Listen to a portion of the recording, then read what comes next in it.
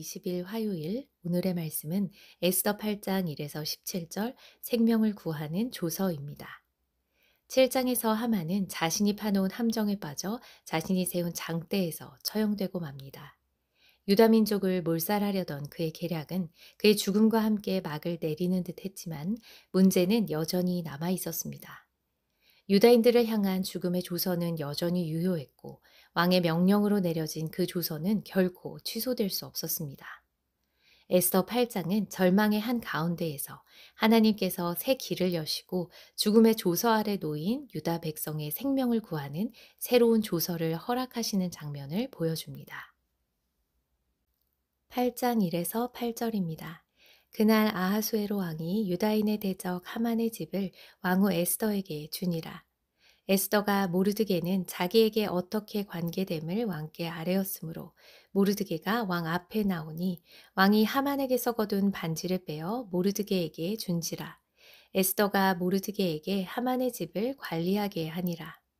에스더가 다시 왕 앞에서 말씀하며 왕의 발 아래 엎드려 아각 사람 하만이 유다인을 해하려 한 악한 꾀를 제거하기를 울며 구하니 왕이 에스더를 향하여 금규를 내미는지라. 에스더가 일어나 왕 앞에 서서 이르되 왕이 만일 즐거워하시며 내가 왕의 목전에 은혜를 입었고 또 왕이 이 일을 좋게 여기시며 나를 좋게 보실진대 조서를 내리사 아각 사람 함므다다의 아들 하만이 왕의 각 지방에 있는 유다인을 진멸하려고 꾀하고 쓴 조서를 철회하소서. 내가 어찌 내 민족의 화당함을 참아보며 내 친척의 멸망함을 참아 보리이까 하니 아하수에로 왕이 왕후 에스더와 유다인 모르드게에게 이르되 하만이 유다인을 살해하려 함으로 나무에 매달렸고 내가 그 집을 에스더에게 주었으니 너희는 왕의 명의로 유다인에게 조서를 뜻대로 쓰고 왕의 반지로 인을 칠지어다. 왕의 이름을 쓰고 왕의 반지로 인친 조서는 누구든지 철회할 수 없음이니라 하니라. 1절에서 집은 단순히 거주지를 뜻하기보다는 문맥상 하만의 모든 재산을 의미합니다. 하만이 처형된 바로 그날 아하수에로 왕은 몰수된 하만의 모든 재산을 에스더에게 주었습니다.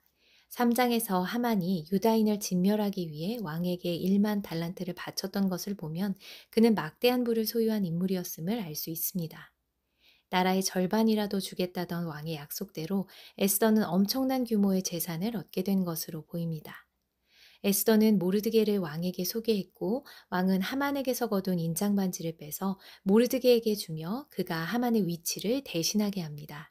이 장면은 하만과 모르드게의 철저한 대비 속에서 하나님의 놀라운 역전의 역사를 보여줍니다.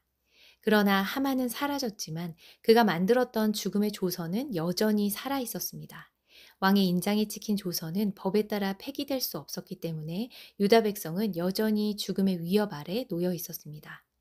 악인은 사라졌지만 악이 남긴 흔적은 백성들을 여전히 올가매고 있었던 것입니다.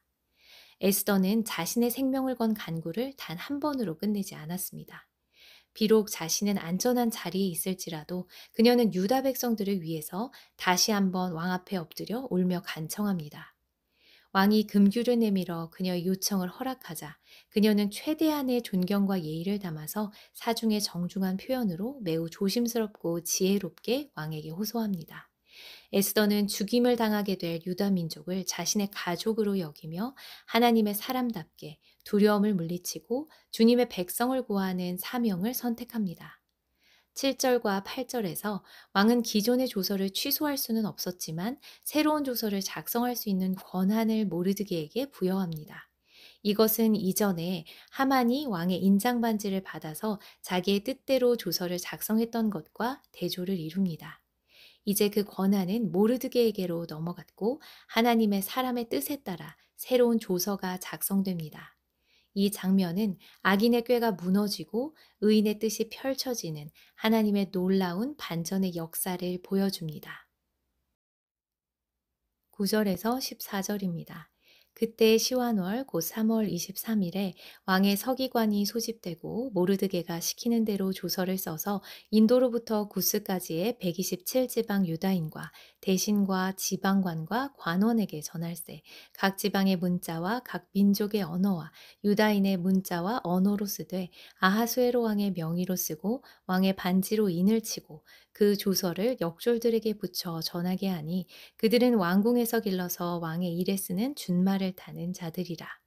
조서에는 왕이 여러 고을에 있는 유다인에게 허락하여 그들이 함께 모여 스스로 생명을 보호하여 각 지방의 백성 중 세력을 가지고 그들을 치려는 자들과 그들의 처자를 죽이고 도륙하고 진멸하고 그 재산을 탈취하게 하되 아하수에로 왕의 각 지방에서 아달월 곧 12월 13일 하루 동안에 하게 하였고 이 조서 초본을 각 지방에 전하고 각 민족에게 반포하고 유다인들에게 준비하였다가 그날의 대적에게 원수를 갚게 한지라.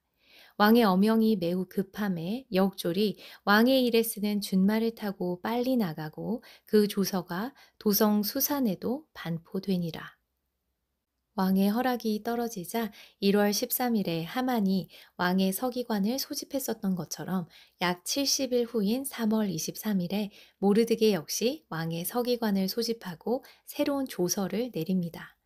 70이라는 숫자는 유다 백성이 바벨론에 끌려간 후 70년간의 포로 생활을 했다는 것을 생각해 봤을 때 상징성을 가지고 있다고 볼 수 있겠습니다. 이 숫자 안에는 긴 세월 동안의 고난과 하나님의 회복의 역사가 담겨 있는 것입니다. 12월 13일 새로운 반전의 날이 선포됩니다. 모든 유다인이 자신을 보호할 수 있는 권리를 보장받고 도리어 그들을 해치려던 대적들을 제거할 수 있는 날이 공포된 것입니다. 바뀔 수 없는 메대와 바사의 법 아래서도 하나님은 새 조서를 통해 구원의 길을 여셨습니다. 이것은 죄와 사망의 법에서 우리를 해방시키신 하나님의 구원의 방식과도 연결됩니다. 율법 아래서 정죄받을 수밖에 없었던 우리에게 예수 그리스도의 십자가를 통해 생명의 성령의 법, 곧 복음의 조서가 선포된 것입니다. 모르드게는 이 조서에서 하만이 사용했던 죽이다, 도륙하다, 진멸하다 등의 개념을 그대로 사용합니다. 그러나 하만이 아무런 이유 없이 남녀노소를 막론하고 죽이고 도륙하고 진멸하라고 명했던 것과는 달리 모르드게는 세력을 가지고 유다인을 치려는 자에 한해서 그 처자를 포함하여 공격을 허용하고 있습니다. 유다인을 공격하지 않는 자는 얼마든지 죽음을 피할 수 있는 여지가 있는 것이었습니다. 15절에서 17절입니다. 모르드게가 푸르고 흰 조복을 입고 큰 금관을 쓰고 자색 가는 배 겉옷을 입고 왕 앞에서 나오니 수산성이 즐거이 부르며 기뻐하고 유다인에게는 영광과 즐거움과 기쁨과 존귀함이 있는지라. 왕의 어명이 이르는 각 지방 각 읍에서 유다인들이 즐기고 기뻐하여 잔치를 베풀고 그날을 명절로 삼으니 본토 백성이 유다인을 두려워하여 유다인 되는 자가 많더라. 15절에서 17절은 모르드게의 조서가 반포된 이후 모르드게의 영광과 유다인의 기쁨을 묘사하고 있습니다. 이전에는 굵은 베옷을 입고 재를 뒤집어 쓰고 통곡하던 모르드게가 이제 푸르고 흰 조복 곧 왕복을 입고 큰 금관에 자색 가는 베옷을 걸친 모습으로 등장합니다. 이 의복은 아마도 왕이 모르드게에게 특별히 내린 상이며 영광의 표식이었을 것입니다. 고통의 상징이던 그의 옷은 이제 존귀와 권위의 상징으로 바뀌었습니다. 모르드게가 높임을 받고 어지러웠던 수산성에는 기쁨이 가득합니다.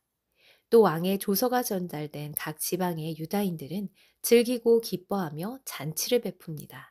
이 모습은 사장에서 하만의 조서가 내려졌을 때 유다인들이 크게 애통하여 금식했던 장면과 극명한 대조를 이룹니다. 유다인들이 누리게 된 영광과 즐거움, 기쁨과 존귀는 그야말로 역전의 절정입니다. 비통과 탄식의 계절이 지나고 하나님의 반전의 은혜가 임한 것입니다. 마지막으로 17절에서는 본토의 백성들 중에 많은 이들이 유다인을 두려워하여 유다인이 되었다고 말합니다. 하나님의 살아계심과 그분의 역사의 주권자 되심을 본 이들이 하나님의 편에 서기 시작한 것입니다. 하나님의 백성의 구원은 단지 그들만의 기쁨으로 끝나지 않았고 이방인들로 하여금 하나님을 경외하게 만드는 열매로 이어졌습니다. 에스더 8장은 하나님께서 절망의 한가운데서 새 길을 여시고 죽음의 조서 아래 놓인 백성에게 생명의 조서를 허락하시는 역전의 하나님이심을 보여줍니다. 하나님은 단지 악인을 제거하는 데 그치지 않으시고 그로 인해 남겨진 상처와 위협까지도 온전히 회복하시는 분이십니다. 오늘 우리의 삶에도 쉽게 지워지지 않는 조서들이 존재합니다.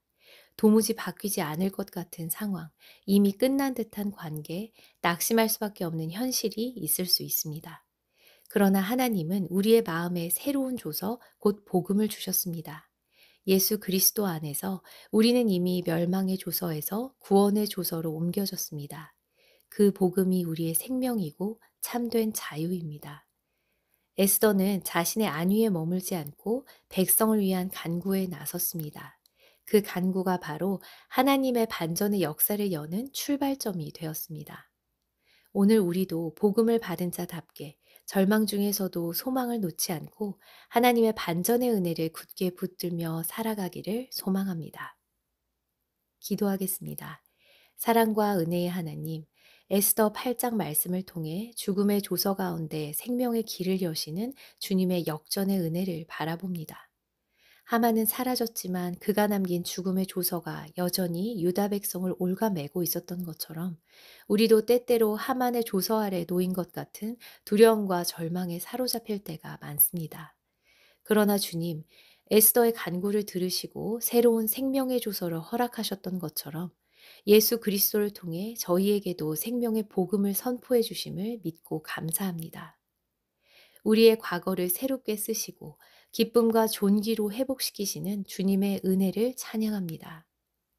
저희들이 그 복음을 붙들고 오늘을 살아가게 하소서.